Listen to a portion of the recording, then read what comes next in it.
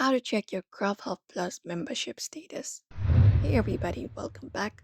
If you would like to check your membership status on Grubhub, you may follow up this step.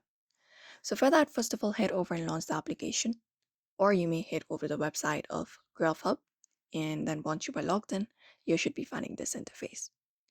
So if you have already subscribed to your Grubhub, here we want you having this option that is something Grubhub is offering, like Grubhub membership, if you would like to check it out.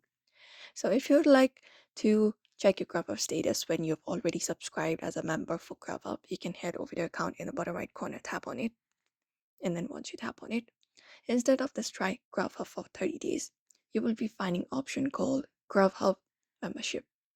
So you may just go and look out for that option or similar kind of option which is available. You can look out for that option called manage membership or something like that from the given options. And when you do so, it will show you your status of your membership.